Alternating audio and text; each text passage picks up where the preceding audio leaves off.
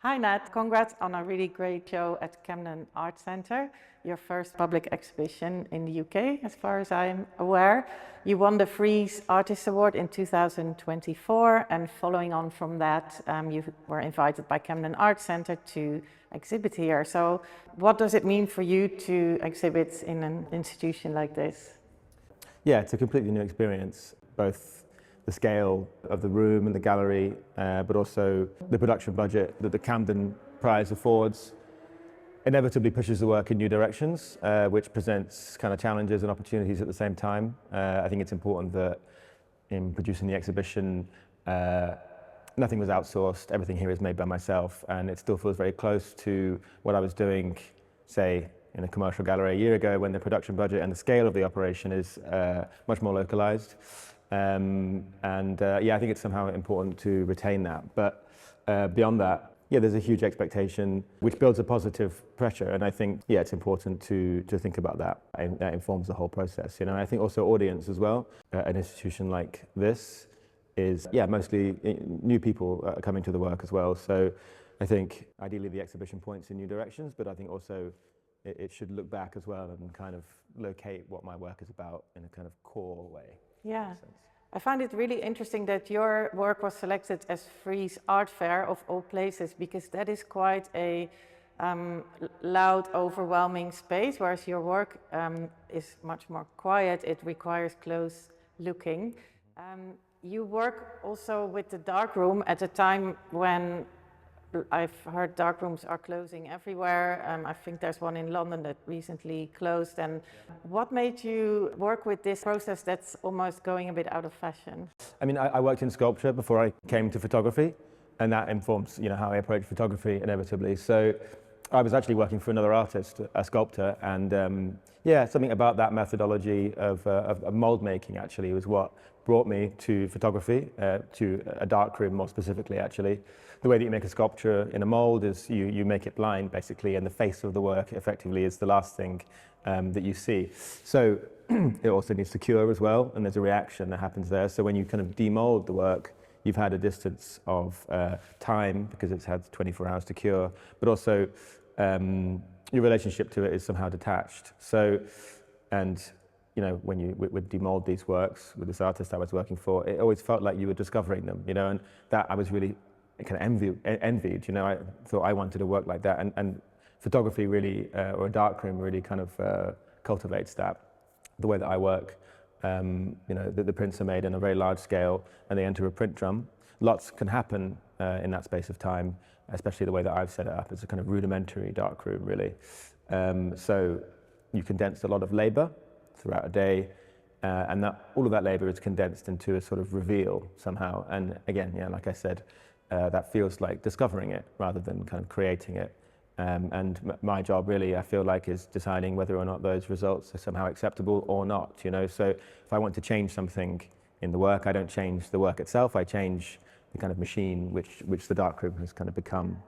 So yeah, we'll talk a little bit more about you using the darkroom as a process, but also as the image, and then by extension as a collaborator. And I'll talk a bit more about each of these three elements. But maybe it's nice to start first with the largest work, because that actually is the most like a traditional photograph, in that it is an image of something that we recognize. I was wondering if you could talk us through the process. Maybe this is one of the few works where you actually use a traditional camera. Yes, exactly, yeah. How did the image come about? Well, I kind of carry a camera on me, a point and shoot camera, and I have a few cameras for kind of different needs. And I take pictures kind of sometimes quite deliberately, and it's a site visit that's been organised, and it's about thinking about that place, and sometimes it's kind of serendipitous, and sometimes it's both. So I took a photograph of a metal recycling factory in London, and yeah, the image kind of stayed in the studio for a bit and kind of percolated, and then I wanted to take more images on bigger cameras to get larger negatives and explore that theme somehow more. And so this is taken in Cremona in Italy, in a metal recycling factory. Yeah, in terms of the subject, I was really interested in, I guess, kind of cycling of material, not necessarily recycling exactly, but more material that goes through state changes and transformations, and that's something that runs through the whole exhibition in the other works too. And yeah, so the metal in this picture, which, like you said, from far away looks like it might be a kind of organic material, cut grass or even a landscape. But the closer you get to it, you realize it's actually made of metal shavings. And so that has a relationship to scale and distance and your body and where you are in the room. And the scale of it also places it in a kind of architectural context. When you confront an image, normally it's smaller than you, typically. And this, I think, it points to the materiality somehow of the medium, which I think is very present anyway without my intervention. So it's really about amplifying that effect. Yeah. And in terms of light, I feel that light comes in when you take the photograph, and it also comes in the second part of the process where you develop it. How did you work with light in this particular work? Yeah, I mean, it's difficult printing on this scale, actually. It presents lots of problems, but those problems, for me, the way that I approach image making, really are more like opportunities.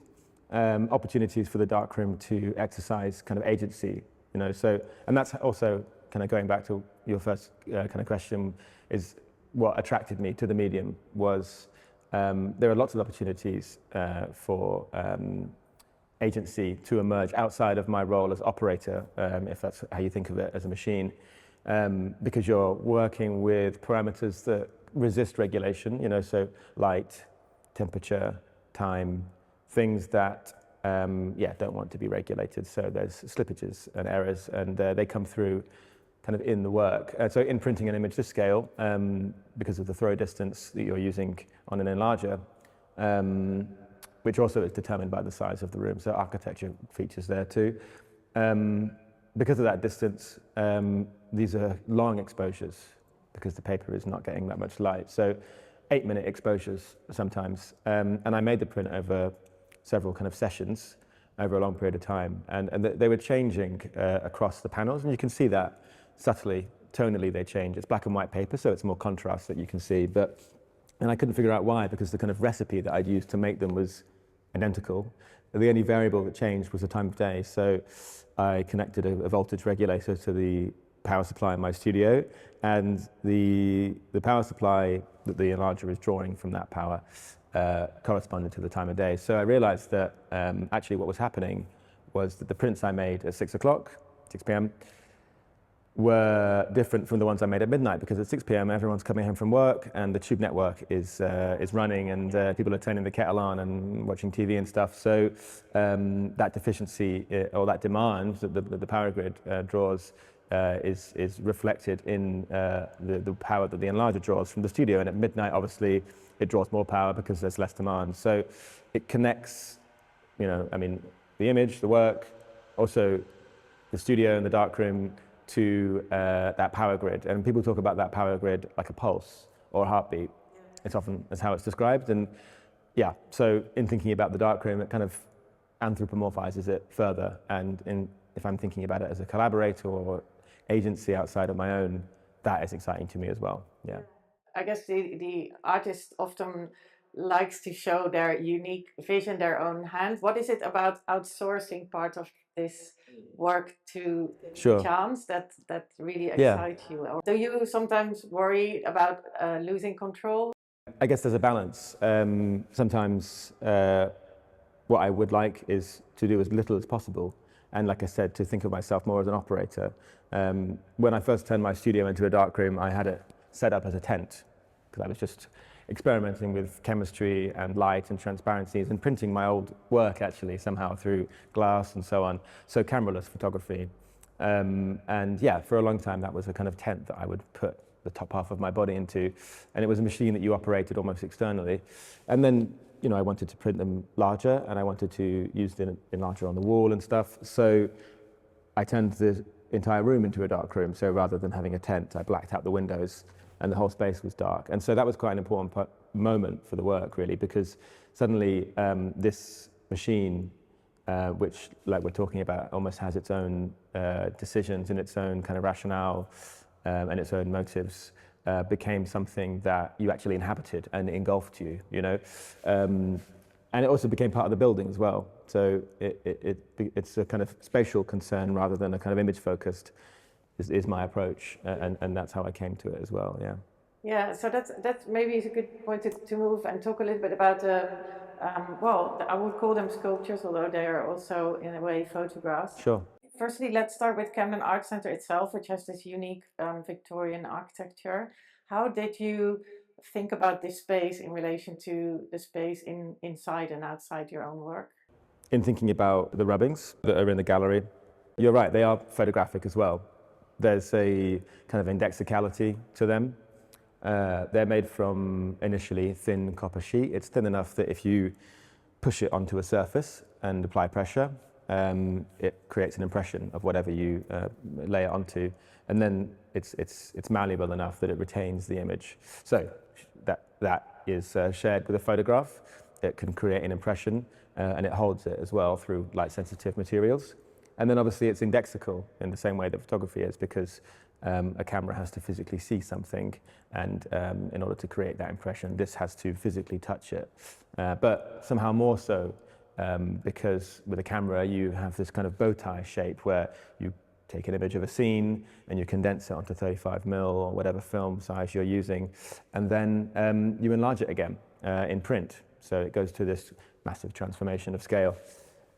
Whereas the copper reliefs, there can't be any scale change. They can only be one-to-one. So they have a direct relationship to the space where they're taken from. And provenance became a big part of this exhibition in producing it. So looking at a photograph, you know that the camera has, like I said, physically seen that. And the same way that you look at these, it would actually be really difficult to sculpt even the most simple texture into the copper sheet to be convincingly indexical. So looking at these, looking at the complexity of that detail, you know that it's physically touched it. So it places it in quite a specific place as well. And I'm interested in that sort of infra-thin contact and what's carried over. But that's the first part of making these. The second part is a process called electroplating, where you take conductive metal and you put it in a plating bath. Again, it uses chemistry in this process. And you put a precious metal in that same bath, and you basically pass a very low current through the solution. And yeah, you migrate the silver or gold to that other conductive metal that's used in jewelry making to kind of give the illusion that an object is made of silver or gold when in fact it's copper or something inside. So these are plated in silver. And again, in thinking about provenance, I wanted to use a material that had a trace or a memory or a history somehow. Typically, if you plate something in silver, you buy silver from a silver merchant or Hatton Garden, and the silver and the provenance of that material is an unknown, usually. And so a big part of the exhibition and the research leading up to the show was working with a company who extract and purify silver from various sources, kind of waste product usually. So X-ray film is an analog process, and you find silver in the film itself. So that when I kind of made this discovery with this company, that they could provide me with silver that was pure enough to plate metal and had this traceable element to it. So it's 100% reclaimed from NHS X-ray film. So it's photographic both in its materiality, silver being the kind of operative element in analog photography because of its light sensitive properties, and then also in its methodology because of how they're made and their kind of indexical quality. But again, the subject of them, which is the studio, also has a relationship to that material because an X-ray is a very invasive photograph in a way. It's your interior somehow made exterior. These also take that subject of the studio, which is a kind of intimate space, and make it external by kind of presenting it here at Camden Art Centre. So they relate quite closely, in fact. And to answer your question, the architecture of the building becomes extremely important because the parquet floor of the gallery, Gallery 3, is mirrored in the floorwork. It's a coincidence, actually, that it shares the parquet flooring of my studio, but that's because of the time period of both the buildings. So there's an overlap there as well, yeah. Yeah, you talk quite a lot about the body, and your the visual impact of your work has almost everything except the body. So I'm wondering, what is it that that drives you to make the body almost invisible? What philosophical thought is behind that? I mean, I wonder. I mean, I suppose it can be very literal. A photograph of someone, a portrait, for example, a different kind of provenance, different kind of history, different kind of memory. And I think given the sensitivity of the material that I'm looking at, it's the sort of thing that could actually be quite distracting somehow. But I also think the body does play into the work somehow as well, but obviously indirectly. So the way that the prints are made, like I said, it's a long process of setting up an image on a wall. The way that I make them, I put the enlarger 90 degrees, so it's not facing down, it's facing at the wall. And if you're printing color, which I often am, you have to work in total darkness. So there's textured tape on the wall, so I know where to find it, and I know that I need to keep all the tools that I need to tape the print up, cut it off the roll, put it inside the print drum, tighten the print drum, all those kind of apparatus that surround the process, and they have to be all in the right place. So it becomes choreographed, and so you perform that process, and then once you've rehearsed it for a couple of hours in the afternoon, then you kind of strike it in one motion like that. So it becomes bodily, and also when I arrive in the morning and you start working in the dark, it's intimidating, and it's yeah, your eyes take time to adjust basically. So it becomes meditative as well, because over time you become more comfortable, and by the end of the day I'm more comfortable in that space than I am kind of with the curtains up, with the lights on, you know. I mean, there's a real literal image. Is this a fingerprint? I Sure. think? Yeah, So, it's true. Yeah. Fingerprints, you can see them in the sellotape of the work opposite us.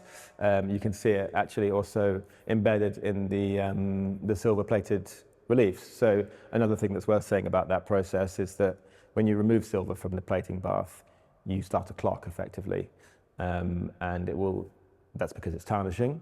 So when it comes out, it's cold, like aluminium almost, and then it begins immediately to react to the environment. So sulfur, sweat, humidity, contaminants basically in the air will cause the silver to warm up, and it goes bronze, and then eventually it goes black. So again, a kind of photographic exposure almost through the run of the exhibition, also from white to black, kind of positive to negative.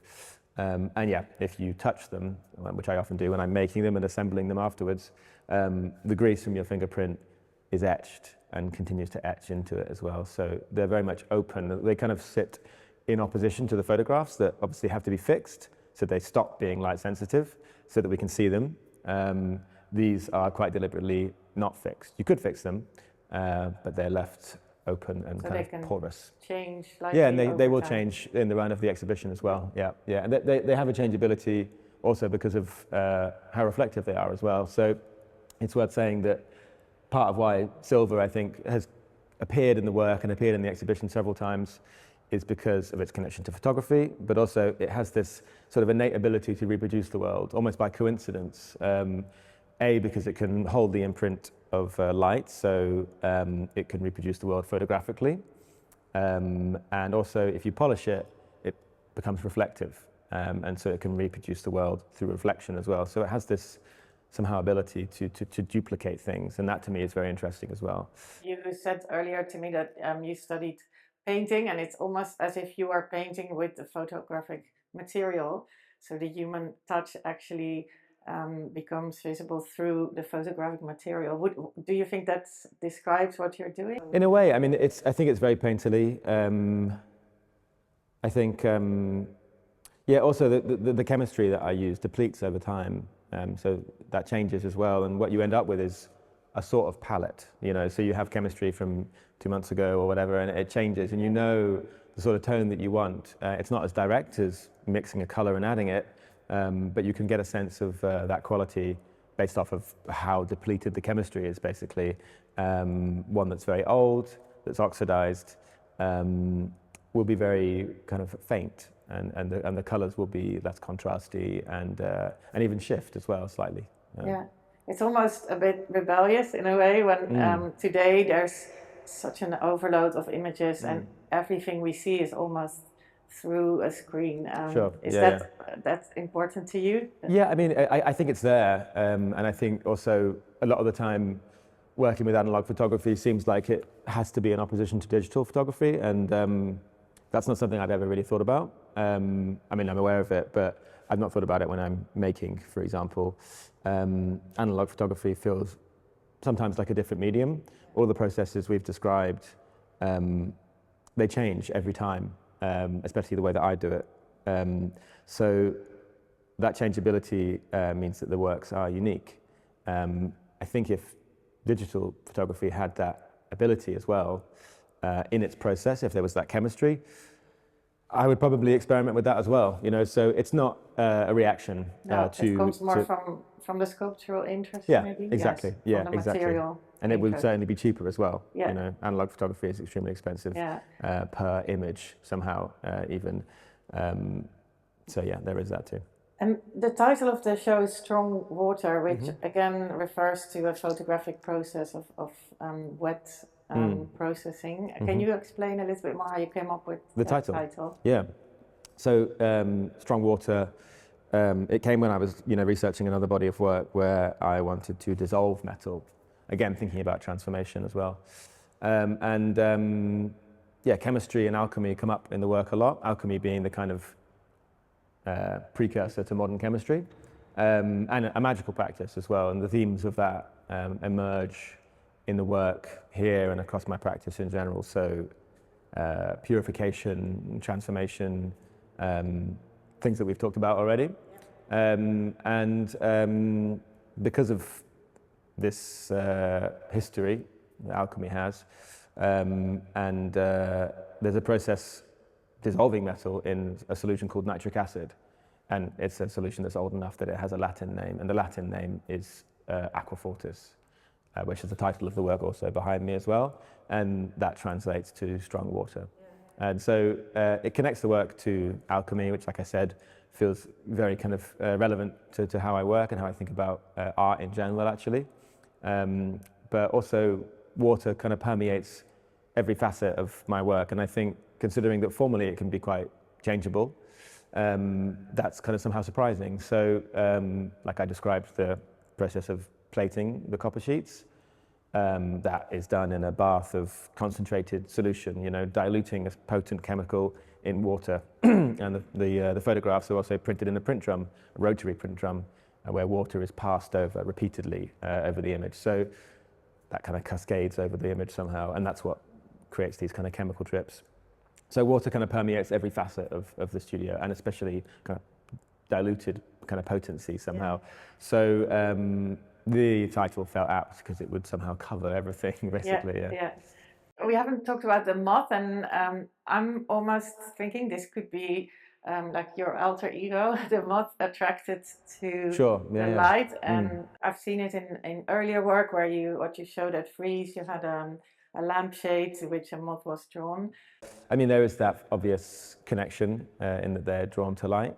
Perhaps it's a navigational kind of thing, but it's a sort of question mark as to exactly why. But yeah, no, I mean, when I take photographs or when I print images, it's more often the impulse to print something, which is making it, physical and enlarging it, comes after having taken the picture. This was the opposite, in that I heard about this narrative of the peppered moth, and then had the impulse to print it before capturing the image.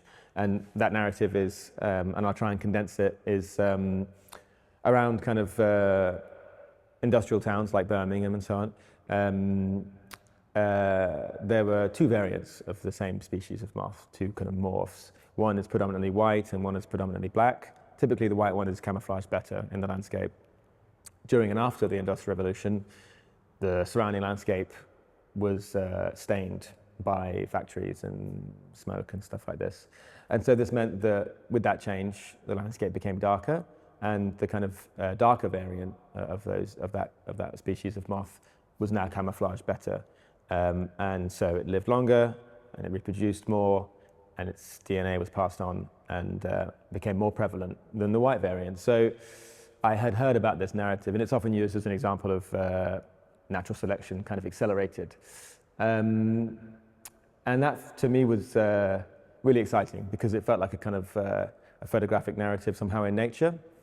Again, thinking about black to white, the tarnishing of the silver, and positive to negative, but also camouflage, is all about contrast, and it felt kind of optical as well somehow. And I think also considering around this time was also around the time that photography was being industrialized and was becoming a process on that scale as well. So I think indirectly as well, there's a connection there. Yeah, I can sense you like complexity. Yeah, sure, yeah. It's really, really great. I'm wondering, do you read a lot of sort of medium-specific texts or texts about photography? Where does your research mostly come from? Do you read a lot of scientific texts, or does it start with something you notice out in the world? Sure. I mean, yes and no. I mean, art theory, obviously, I look at, and I try not to think about that when I'm thinking about my work. But when I'm looking at my work sort of externally, that's when I might think about that. And that might be also when I look at other artists as well, but not when I'm making. Are there any artists in particular that you're inspired by? Yeah, I mean, there's lots. Yeah, there's lots, especially thinking about science as well. I guess as an artist looking at art, it's almost frustratingly a different experience because you end up thinking about what can I extract from this somehow. It's not always the case, but I think often that's true of most artists. So you have different artists for kind of different tools, I guess. But in terms of thinking about work, maybe perhaps more externally and more in relation to this question about science and kind of scientific texts. Hans Hack, who makes these condensation cubes, he has a strong connection to this. And Robert Barry as well, who talks about perception a lot. He had a work where he buried an isotope in a park, and the work is a photograph of that park. You don't know where it is, but it's emitting invisible radiation, harmless radiation, but it's there, and it's something you can't measure. Or you can measure it, but you can't experience it. The tools that we have don't see that radiation. We can see light, as a type of radiation, but the radiation that's emitted by the isotope, we can't see. So that to me is really interesting. Not things, but artworks or events that happen on a plane that we can't actually perceive, but we can somehow also acknowledge. Yeah. That makes sense. Yeah. But would you say your work is metaphysical in that sense? Yeah, I think so. Yeah. Especially when you think about, and I kind of alluded to it as well, thinking about provenance and sort of vitality as well as another way of saying it. What is carried over, so the silver that I've used to plate the copper sheets, like I've said, is from X-ray film, and you wouldn't know that unless I told you. So it's also to do with knowledge as well. That's a different type of knowledge. It's not empirical. It's kind of you know that because I tell you, and you don't know it by seeing it or experiencing it, which obviously has a lot to do with science as well. Then in the hallway, we haven't talked about that work, which is an installation made of iodine, which reflects the light from outside and gives it this beautiful orange glow. Iodine, I'm associating it with medical usage. What is its link to photography? So iodine's used as a disinfectant for wounds, like you said, and it can also sterilize water, and it has lots of different applications. But and it was originally collected from seaweed, so which is part of its natural biology is that it filters it.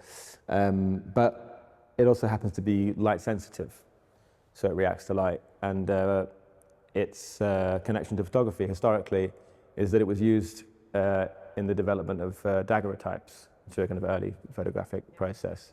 And so, like most of the sculpture or installation or anything that's not kind of image focused that I do, there is a kind of photographic residue to it, whether it's in the material or the methodology somehow. And in this case, it's the first room you enter as well when you enter the exhibition. So it primes the show somehow because you're made to stand in daylight, which obviously is the kind of operative element of all photography.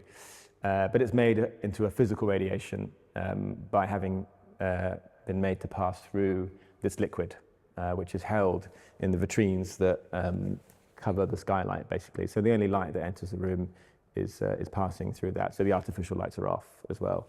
And also, interestingly, in producing the work, this was installed here and nowhere else, so it wasn't in my studio. So any discoveries we made about the work happened after the exhibition opened, you know. So for that reason, it's one of my most, it's one of my favourite works in the show, actually, because I hadn't quite predicted how the condensation would react. So if you look closely, you can see that the insides of the boxes are filled with water droplets. So, and I was talking about state changes, and in talking about the sculpture and the recycled metal and the silver and stuff, a good analogy is the rain cycle, because you have this fixed quantity of water on Earth, and it goes through drastic state changes and moves, you know, great distances and precipitates and condenses and falls and so on. But somehow it's the same as well. It's the same material. And interestingly, what you can see in there, and if you look for long enough, one of these droplets will fall and create ripples in the vitrines. You can actually see that transformation happening. You can see it re-entering the body of water where it will sit until it becomes too humid, and then it collects, cools, and falls again. So that's something that happened in a totally kind of unexpected way. So for that reason, it's my favorite work in the show. Yeah, I think that's probably a good question to end with, because it feels as if Camden Art Centre has now also become one of the collaborators in your completely work. And it's also yeah, there's movement in them as well, and you know, this we found out this morning by watching them, because we were filming them. So that movement is relates to the trains that pass under the gallery from the station next door. So what you're seeing there is not the water moving or the boxes moving. You're seeing the building move on a kind of seismic level, and the droplets that you see are just a kind of residue of that, basically. So that's because the work is actually stitched into the building, you know. So yeah, you're absolutely right. It's a collaborator as well somehow.